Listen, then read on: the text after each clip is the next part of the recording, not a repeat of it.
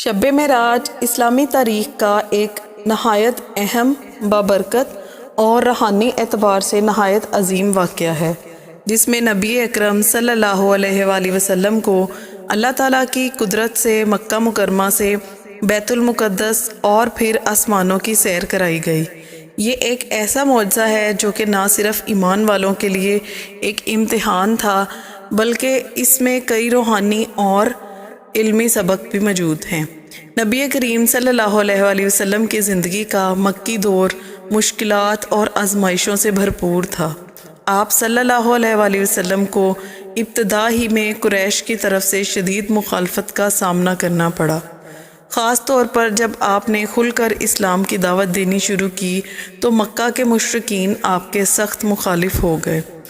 آپ صلی اللہ علیہ وآلہ وسلم کی نبوت کے 10ویں سال دو نہایت قریبی ہستیوں یعنی آپ کے چچا ابو طالب اور زوجہ محترمہ حضرت خدیجہ رضی اللہ تعالیٰ عنہ کا انتقال ہو گیا۔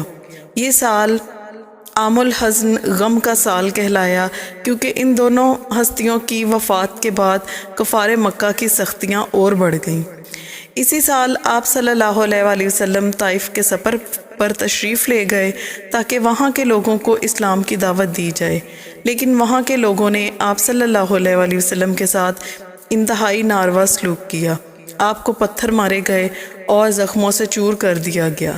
اس قدر آزمائشوں کے بعد اللہ تعالیٰ نے اپنے محبوب بندے کو تسلی دینے کے لیے ایک عظیم معجزہ عطا فرمایا جو کہ واقعہ معراج ہے۔ یہ واقعہ ایک رات پیش آیا جب جبرائیل علیہ السلام کے حکم سے نبی اکرم صلی اللہ علیہ وسلم کے پاس آئے۔ آپ اس وقت مسجد الحرام میں اپنے چچا زاد بہن حضرت ام ہانی کے گھر آرام فرما تھے۔ حضرت جبرائیل علیہ السلام نے آپ کو جگایا اور مسجد الحرم سے مسجد اقصیٰ تک لے جانے کے لیے براق نامی ایک نورانی سواری لائے۔ براق ایک تیز رفتار سواری تھی جو ہر قدم پر میلوں کا فاصلہ طے کرتی تھی۔ نبی کریم صلی اللہ علیہ وآلہ وسلم اس پر سوار ہوئے اور جبرائیل علیہ السلام کے ہمراہ رات ہی رات میں بیت المقدس پہنچے۔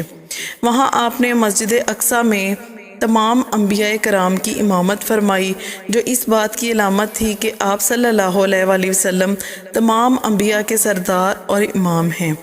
قرآن کریم میں اس واقعے کا ذکر سورۃ بنی اسرائیل کی پہلی آیات میں یوں کیا گیا: پاک ہے وہ ذات جو اپنے بندے کو راتوں رات مسجد حرام سے مسجد اقصیٰ لے گئی، جس کے گرد و نواح کے ہم نے بابرکت بنایا تاکہ ہم اسے اپنی نشانیاں دکھائیں۔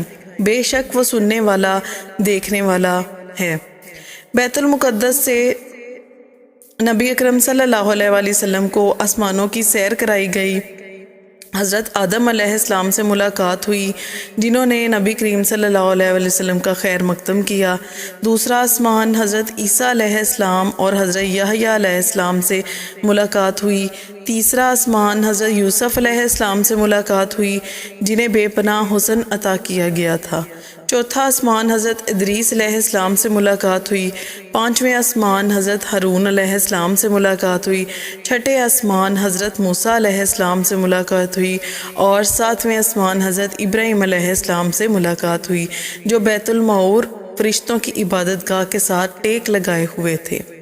ساتویں آسمان کے بعد نبی کریم صلی اللہ علیہ وآلہ وسلم کو سدرۃ المنتہا ایک عظیم درخت تک لے جایا گیا، جہاں جبرائیل علیہ السلام رک گئے اور عرض کیا: یا رسول اللہ، اب آگے صرف آپ جا سکتے ہیں۔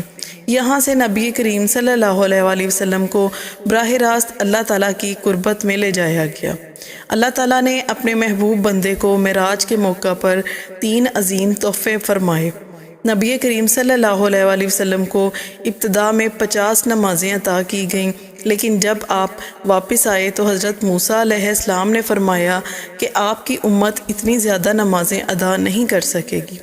نبی کریم صلی اللہ علیہ وآلہ وسلم بار بار اللہ تعالیٰ کے حضور درخواست کرتے رہے، یہاں تک کہ نمازوں کی تعداد 5 رہ گئی، لیکن اللہ نے فرمایا کہ ان کا اجر 50 کے برابر ہوگا۔ اللہ تعالیٰ نے نبی کریم صلی اللہ علیہ وآلہ وسلم کو سورۃ بقرہ کی آخری 2 آیات امن رسول بطور خاص عطا فرمائیں جو ایمان اور مغفرت کی بشارت دیتی ہیں۔ اللہ تعالیٰ نے فرمایا کہ جو بندہ سچے دل سے مجھ پر ایمان لائے گا اور شرک نہیں کرے گا میں اسے جنت میں داخل کروں گا۔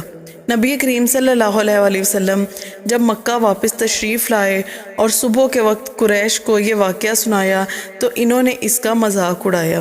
بعض لوگوں نے کہا کہ اگر واقعی آپ بیت المقدس گئے ہیں تو اس کی تفصیل بیان کریں۔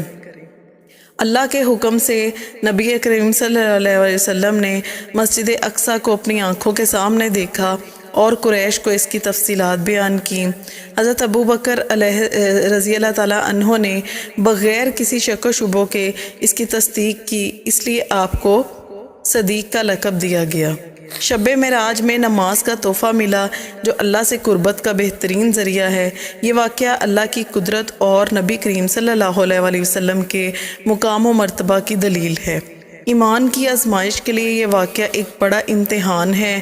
شب معراج ایک ایسا معجزہ ہے جو ہمیں اللہ پر کامل یقین اور نبی کریم صلی اللہ علیہ وآلہ وسلم کی عظمت کا درس دیتا ہے۔ ہمیں چاہیے کہ اس رات کی برکات سے فیض یاب ہوں، نماز کی پابندی کریں اور اپنی زندگی کو دین کے مطابق گزارنے کی کوشش کریں۔ اللہ ہمیں اس رات کی رحمتوں سے بھرپور استفادہ کرنے کی توفیق عطا فرمائے۔ آمین ثم آمین۔